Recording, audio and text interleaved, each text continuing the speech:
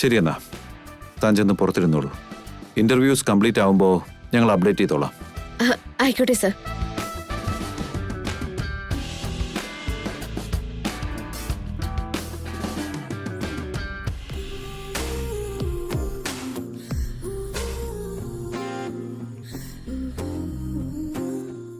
എന്റെ ഈശ്വര, എങ്ങനെയെങ്കിലും ഈ ജോലി എനിക്ക് തന്നെ കിട്ടണേ.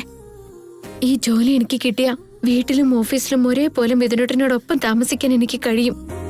എന്നാൽ മാത്രമേ മിഥുനേട്ടന്റെ ദോഷങ്ങളിൽ നിന്നും അദ്ദേഹത്തെ രക്ഷിക്കാൻ എനിക്ക് അവസരങ്ങൾ കിട്ടൂ. എന്റെ മഹാദേവ, ഇത് എനിക്ക് തന്നെ കിട്ടണേ. മേഘനാന്തി ഒഴികെ ബാക്കിയുള്ളവർക്ക് എല്ലാവർക്കും പോകാം. മേഘനന്ദ മാഡം സാറിന്റെ ക്യാബിനിലേക്ക് പോയിക്കോളൂ.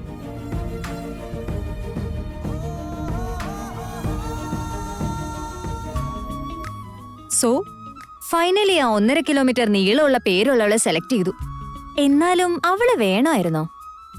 ഞാൻ പറഞ്ഞല്ലോ മഞ്ജരി, എക്സ്പീരിയൻസ് ഒന്നുമില്ലെങ്കിലും ലോജിക്കലായി ചിന്തിക്കാൻ കഴിയുന്ന വ്യക്തിയായിരിക്കണം. അത് ആ കുട്ടിയിലുണ്ട്. ആൻഡ് വൺ മോർ തിങ്, അവൾ പറഞ്ഞത് ശ്രദ്ധിച്ചോ?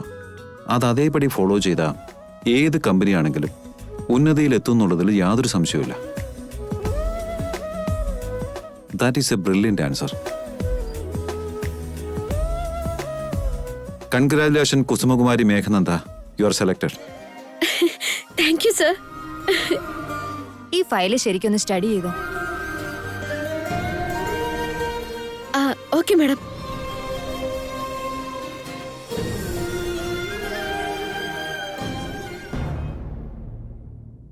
എന്താണ് മാഡം?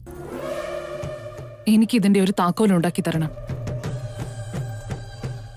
ഇതെന്തോ വള്ളിക്കെട്ടാണെന്ന് തോന്നുന്നല്ലോ. അതിനനുസരിച്ച് കാശും വേണം. എത്ര വേണമെങ്കിലും തരാൻ തയ്യാറാ, എങ്കിലും എനിക്കിത് കിട്ടിയേ തീരൂ. ആയിക്കോട്ടെ.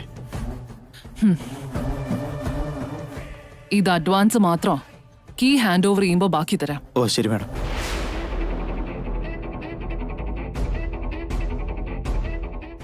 എടി മലമ്പുഴ യക്ഷി, പരമ്പരാഗതമായി കിട്ടിയ നെക്ലസിന്റെ പേരിൽ ഇനി നീ കത്തി പടരില്ല.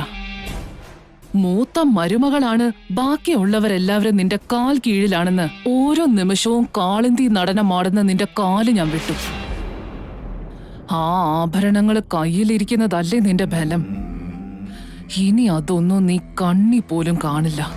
ആ നെക്ലസ് ഒന്ന് തൊട്ടതിന്റെ പേരിൽ നീ എന്തൊക്കെയാ പറഞ്ഞത്? പക്ഷെ ഇനി അത് എന്റെ മാത്രം സ്വന്തമായി മാറാൻ പോവാ. നിനക്ക് മാത്രം അവകാശമുള്ള സ്വർണങ്ങൾ എനിക്ക് തൊടാൻ പോലും യോഗ്യതയില്ലെന്ന് പറഞ്ഞപ്പോ ഞാൻ എത്രമാത്രം വേദനിച്ചിട്ടുണ്ടാവും. അതിന്റെ 10 ഇരട്ടി വേദന നീ അനുഭവിക്കണം.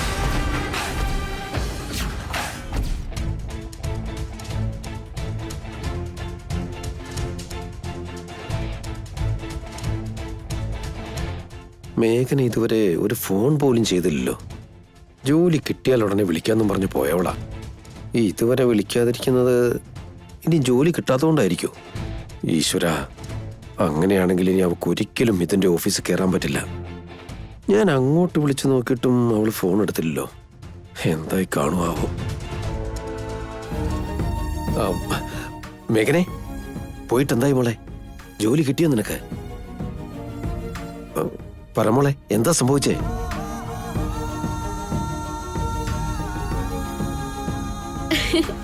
എനിക്ക് ജോലി കിട്ടിയച്ചാ.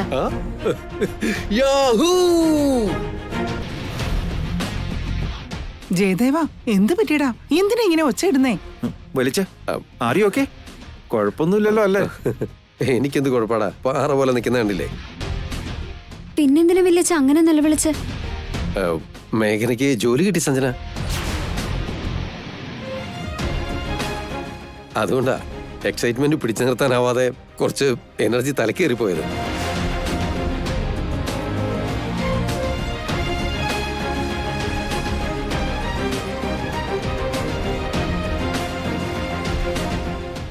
മേഘനയ്ക്ക് ജോലി കിട്ടിയ ജയദേവേട്ടൻ എന്തിനാ എക്സൈറ്റ് ആവുന്നത്? പാവല്ലേ, എന്തുമാത്രം കഷ്ടപ്പെട്ടതാ. ഇന്ന് അവളുടെ കഷ്ടപ്പാടിന് പ്രതിഫലം കിട്ടിയല്ലോ. അതാ ഒരു എൻകറേജ്മെന്റ് ആയിക്കോട്ടെ എന്ന് കരുതി. അവളൊരു തോന്നിയാസ കാണിച്ചു വന്നിരിക്കുന്നത്. എന്നിട്ടെന്തോ മഹത്തായ കാര്യം ചെയ്ത പോലെയല്ല നിങ്ങൾ പെരുമാറുന്നത്.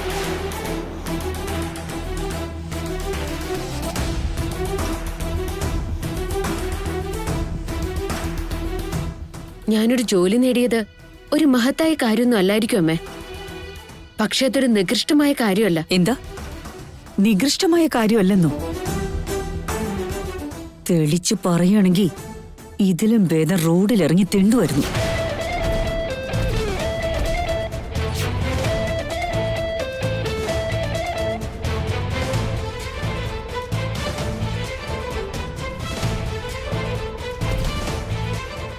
ഇതെന്തായിരുന്നേ? ജയേട്ടൻ മിണ്ടരുത്.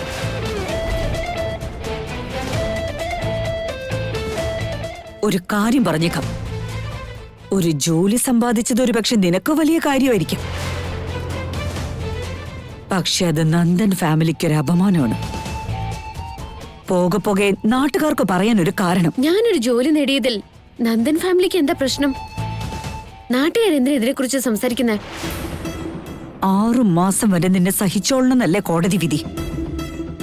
അതിനിടയ്ക്ക് നീ കണ്ടവന്റെയൊക്കെ കീഴെ പണിയെടുക്കാനാന്നും പറഞ്ഞു നക്ക പിച്ചിക്ക് വേണ്ടി കൈ നീട്ടി കാണുന്നിടത്തെല്ലാം പിച്ചെടുക്കാൻ തുനിഞ്ഞിറങ്ങിയിരിക്കല്ലേ.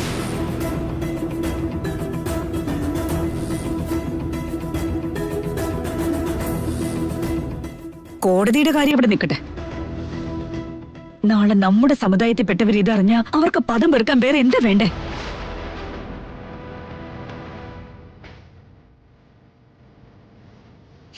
ഇത് ഈ കുടുംബത്തിന് എത്ര വലിയ നാണക്കേടാണെന്നറിയോ?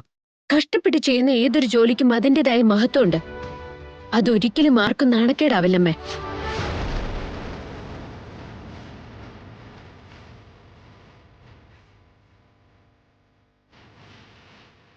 മോളെ മേഘനെ, നിനക്ക് നിന്റെ തീരുമാനം. പക്ഷെ നിന്റെ അമ്മായിമ്മ പറയുന്നത് എന്താണെന്ന് കൂടെ ആലോചിക്കേ. ഈ നന്ദൻ ഫാമിലിക്ക് ഇന്നോളം മറ്റുള്ളവർക്ക് കൊടുത്തു മാത്രമുള്ള ശീലേ ഉള്ളൂ. വേറൊരാളോട് കൈനീട്ടി ശമ്പളം വാങ്ങേണ്ട ഗതികേട് ഇന്നോളം ഇവിടെ ആർക്കും ഉണ്ടായിട്ടില്ല. ദയവ് ചെയ്ത് അരുണിമ പറയുന്നത് കേക്ക്. അതിനിപ്പോ ഞാൻ പിച്ചെ എടുക്കാനൊന്നും അല്ലല്ലോ അച്ഛമ്മ പോകുന്നേ.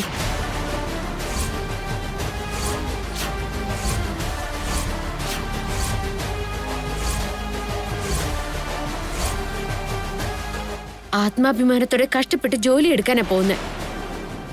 നിന്റെ ആത്മാഭിമാനം രക്ഷിക്കുമ്പോ അവിടെ നാണക്കേടുണ്ടാവുന്നത് ഞങ്ങൾക്കാ. നന്ദൻ കുടുംബം മരുമോളെ ശരിക്കും നോക്കുന്നില്ല, വല്ലാതെ ദ്രോഹിക്കുന്നുണ്ടാവും. വല്ലോടത്തൊന്നും വന്ന് കയറിയ പെണ്ണല്ലേ. 4 പേര് നാനാ വിധത്തിൽ ഓരോന്ന് പറയും. അതിനുവേണ്ടിയല്ലേ നീ ഇങ്ങനെ 4 പാട് ചുറ്റി തിരിയാൻ തീരുമാനിച്ചേ? ചേച്ചി പറഞ്ഞത് സത്യമാണ്.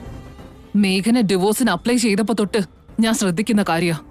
അവൾ എന്ത് ചെയ്താലും നമ്മളെ നാണം കെടുത്തണം എന്നുള്ള ഒരു ഒറ്റ ഉദ്ദേശം അതിലുണ്ടാവും.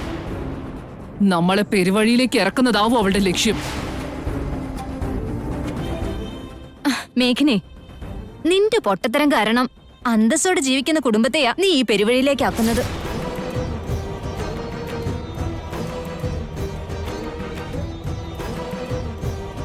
ആറുമാസം കഴിയാൻ വന്നവളാ. ഉള്ളോടത്തോളം കാലം ഒരു മൂലയിൽ ഇരുന്നോണ്ട് ആ കാലാവധി തീരുമ്പോ നിന്റെ പാട് നോക്കി അങ്ങ് പോയാ പോരെ. കടിച്ചു തൂങ്ങി ഇവിടെ കിടന്ന് എല്ലാവരും ഇങ്ങനെ ബുദ്ധിമുട്ടിപ്പിക്കുന്ന എന്തിനാ? ഹലോ മിഥുനേട്ടാ, എല്ലാവരും അവരവരുടെ വീതം തന്നു കഴിഞ്ഞു. മിഥുനേട്ടന്റെ വീതം കൂടി തന്നു കഴിഞ്ഞാൽ പോവായിരുന്നു. ഇങ്ങനെ മിണ്ടാതെ നിന്നാൽ എങ്ങനെയാണാവോ? ഞാനെന്ത് മിണ്ടാനാ? നിന്റെ നന്മയെ കരുതി എല്ലാരും ഓരോന്ന് പറയുന്നേ.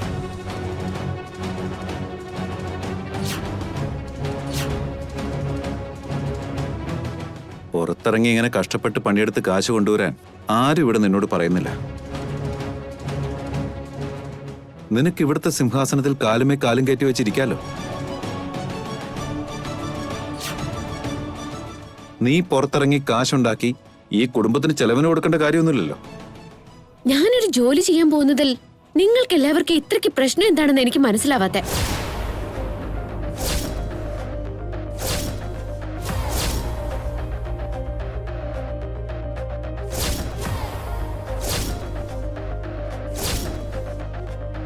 എന്റെ കാര്യം ഞാൻ നോക്കിക്കോളാം. എന്റെ ശമ്പളം എനിക്ക് ആവശ്യമുണ്ട്. ഇനി എന്റെ ജീവിതവും ഞാൻ തന്നെ തീരുമാനിക്കും. നിങ്ങൾക്ക് വേണ്ടാത്ത ഒരുത്തിന്റെ ജീവിതത്തെക്കുറിച്ച് എന്തിനാ ചിന്തിക്കുന്നേ? നിങ്ങളുടെ താളത്തിനൊത്ത് തുള്ളാൻ എന്തിനാ എല്ലാവരും കൂടി എന്നെ നിർബന്ധിക്കുന്നേ? പ്രിയംവദ ചെറിയമ്മയുടെ നെക്ലസ് എന്റെ അനിയനെ താഴെയിട്ട് പൊട്ടിച്ചത് അത് നന്നാക്കി എടുക്കാൻ ആവശ്യം വരുന്ന 1 ലക്ഷം രൂപ എനിക്ക് എങ്ങനെയെങ്കിലും ഉണ്ടാക്കണം.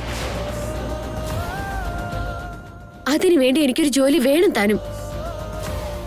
സത്യസന്ധമായ രീതിയിൽ തന്നെ എനിക്ക് പ്രിയംവദ ചെറിയമ്മയുടെ കടം വീട്ടണം. ആ ഒരു കാര്യത്തിന് വേണ്ടി ഞാൻ ജോലിക്ക് ഇറങ്ങിയത് തന്നെ.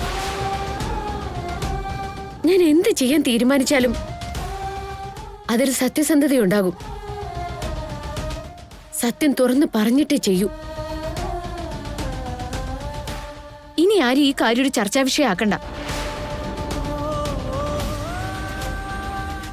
ആ പറഞ്ഞതുകൊണ്ട് നീ ഉദ്ദേശിച്ചത് എന്താ? നീ മാത്രം എല്ലാ സത്യങ്ങളും തുറന്ന് പറഞ്ഞിട്ട് ചെയ്യും, ഞങ്ങള് മാത്രം അത് ഒളിപ്പിച്ചു വെച്ച് ചെയ്യുന്നാണോ? മേഘന അത് തന്നെ ഉദ്ദേശിച്ചതെന്ന് വളരെ ക്ലിയർ അല്ലേ? കള്ളം പറഞ്ഞ് വിവാഹം നടത്തിയെന്നുള്ളത് ഇൻഡയറക്റ്റ് ആയിട്ട് അവള് നമ്മളെ ചൂണ്ടിക്കാണിക്കുക. ഇപ്പോഴേ എനിക്കെല്ലാം മനസ്സിലായി വരുന്നു. നിന്നെ പറഞ്ഞു പറ്റിച്ച് വിവാഹം നടത്തിയതിന്റെ പേരിൽ നിന്റെ മനസ്സിലുണ്ടായ പക, അതാ നീ ഇപ്പൊ തീർത്തുകൊണ്ടിരിക്കുന്നത്. നിന്നോട് സത്യം ബോധിപ്പിച്ചതിന്റെ പേരിൽ ഞങ്ങളെ നാണം കെടുത്താൻ നീ തുനിഞ്ഞിറങ്ങിയിരിക്കുക. അതല്ലേ സത്യം? അല്ലേ അമ്മേ? പക്ഷെ അമ്മ എന്നെ കുറിച്ച് അങ്ങനെ കരുതിയാൽ എനിക്ക് കുഴപ്പമൊന്നുമില്ല. ഞാൻ എന്തായാലും ഈ ജോലിക്ക് പോവാൻ തന്നെ തീരുമാനിച്ചു.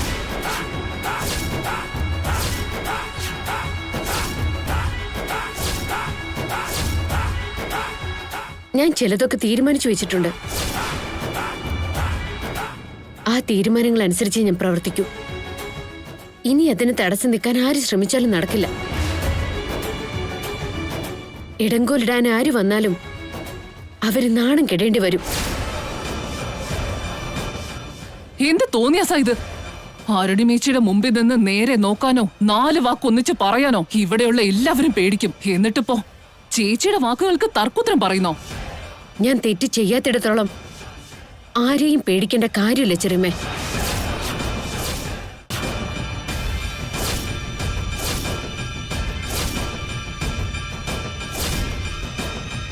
തെറ്റായ വഴിയിലൂടെ നടക്കാത്തിടത്തോളം ഒന്നും തുറന്നു പറയാൻ എനിക്ക് അശേഷം പേടിയുമില്ല. മേഘനെ, നീ ആരോടാ സംസാരിക്കുന്നതെന്ന് പോലും ചിന്തിക്കാതെ ഇവിടെ നിന്ന് ഓരോ കാര്യങ്ങൾ വിളിച്ചു പറഞ്ഞുകൊണ്ടിരിക്കുന്നേ.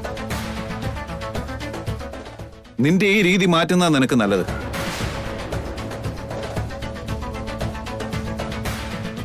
എല്ലാ കാര്യങ്ങൾക്കും ഒരു പരിധിയുണ്ട്, അത് കടക്കാൻ ശ്രമിക്കരുത്.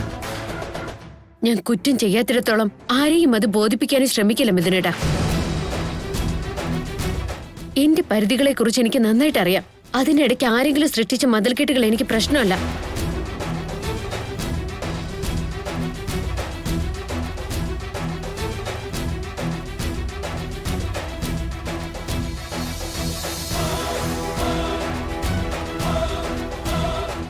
കണ്ടല്ലോ അരുണിമേച്ചി, എന്തൊരു അഹങ്കാരം അവക്ക്.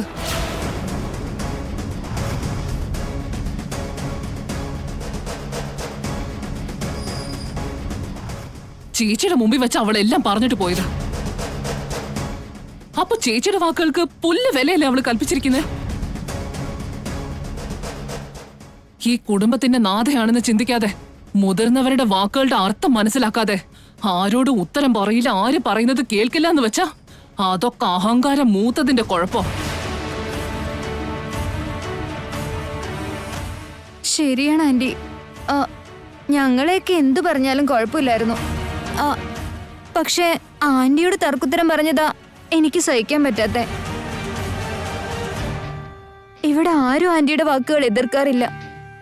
പക്ഷെ മേഘന ഇന്ന് അതെല്ലാം തെറ്റിച്ചു കളഞ്ഞു. എനിക്കിതൊക്കെ കണ്ടിട്ട് സങ്കടം വരുന്നുണ്ട്.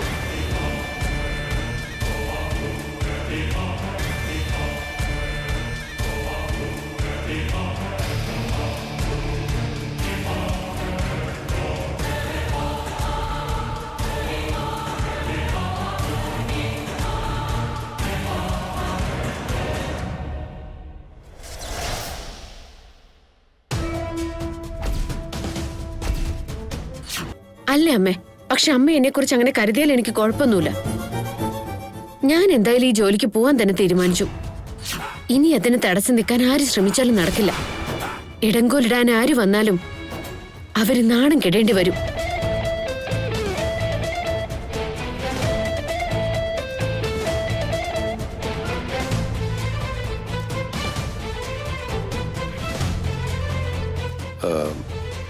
അരുണിമേ, നീ എന്താ വല്ലാതിരിക്കുന്നത്? അതിനിവിടെ ഒന്നും നടന്നില്ലല്ലോ. എന്താ നടന്നേന്ന് ഏട്ടൻ അറിയില്ലേ? ഏട്ടനും കണ്ടതല്ലേ എല്ലാം. ഇവിടുന്ന് കേറി വന്നൊരു പീറപ്പെണ്ണ് എന്നെ എതിർക്കാൻ ശ്രമിക്കാന്ന് വെച്ചാ? അരുണിമേ, ഈ അഹങ്കാരം ഇതാണ് മനുഷ്യന് പാടില്ലാത്തത്. എതിർത്ത് സംസാരിക്കാനും വിധം അവളെ ചൊറിയാൻ ചെന്നിട്ടല്ലേ? അവളെ പ്രൊവോക്ക് ചെയ്തത് നിങ്ങൾ എല്ലാവരും കൂടിയാ. വടി കൊടുത്ത് അടിയും മേടിച്ചിട്ട് ഇവിടെ വന്നു നിന്ന് കരഞ്ഞിട്ട് വല്ല കാര്യമുണ്ടോ? ബി പ്രാക്ടിക്കൽ അരുണിമേ. അവൾക്ക് ജോലിക്ക് പോകണമെന്ന് തോന്നി, സ്വന്തം കാലിൽ നിൽക്കണമെന്ന് അവൾ തീരുമാനിച്ചു. അതിനെ പ്രോത്സാഹിപ്പിച്ചില്ലെങ്കിലും പോട്ടെ, അതിനെ നിരാശപ്പെടുത്താതെങ്കിലും ഇരിക്കാമായിരുന്നു.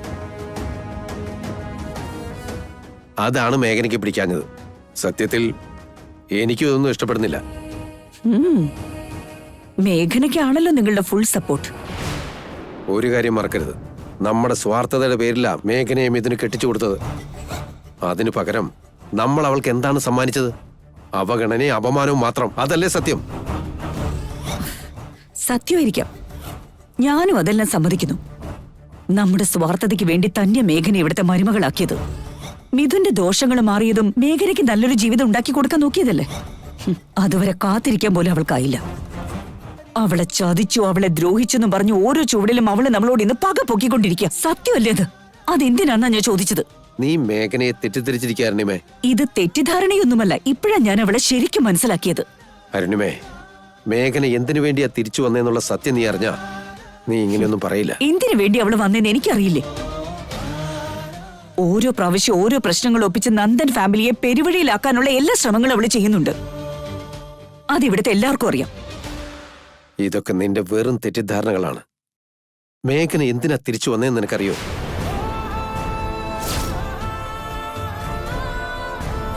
മിഥുനേട്ടൻ എന്നോടൊരു തരി സ്നേഹം പോലും ഉണ്ടാവില്ലായിരിക്കാം.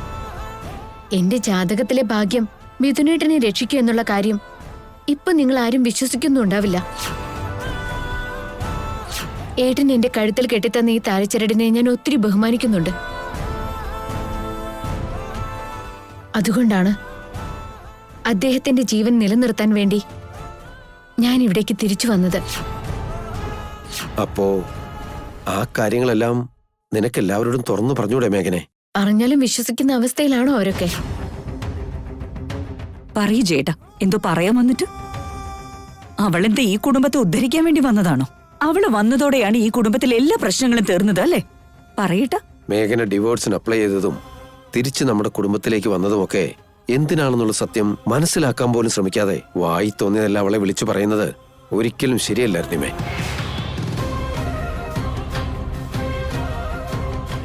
പരസ്പരം മനസ്സിലാക്കാൻ ശ്രമിച്ചാൽ തന്നെ പല പ്രശ്നങ്ങൾക്കും പരിഹാരം ഉണ്ടാവും.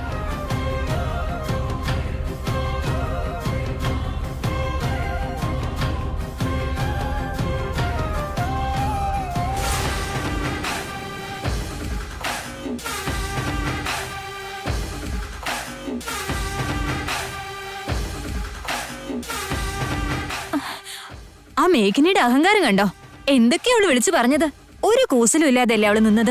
വന്ന പുതുക്കത്തിൽ ഒരു മാൻപേടയെ പോലെ പേടിച്ച് വിറച്ചു നിന്നിരുന്നവളാ.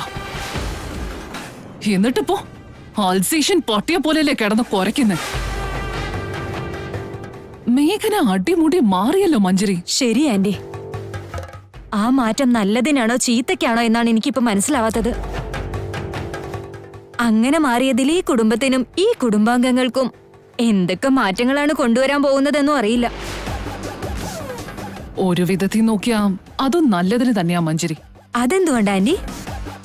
ആ മേഘനയുടെ മണ്ടത്തരങ്ങൾ ആർക്കും സഹിക്കാൻ പറ്റാത്ത വിധത്തിലാവണം. ഈ 6 മാസങ്ങൾ കഴിഞ്ഞതും അവളെ ഒരു നിമിഷം പോലും ഇവിടെ നിർത്താതെ പടിയടച്ച് പിണ്ടം വയ്ക്കണം. അങ്ങനെയൊന്നും സംഭവിക്കണമെങ്കിൽ ഇടയ്ക്കിടയ്ക്ക് ആ മേഘന കാരണം ഈ വീട്ടിലുള്ള സകലവർക്കും പൊറുതിമുട്ടണം. ബട്ട് നമ്മൾ ശ്രദ്ധിക്കണം, മേഘനയെ പോലുള്ളവർ അപകടകാരികളും കൂടിയാ. അതുകൊണ്ട് മാത്രം ഇനി രാജേശ്വരിയുടെ കാല് പിടിച്ചിട്ടാണെങ്കിലും വിവേകിന് അവളുടെ മോളെ കൊണ്ട് കല്യാണം കഴിപ്പിക്കാൻ ഞാൻ തീരുമാനിച്ചത്.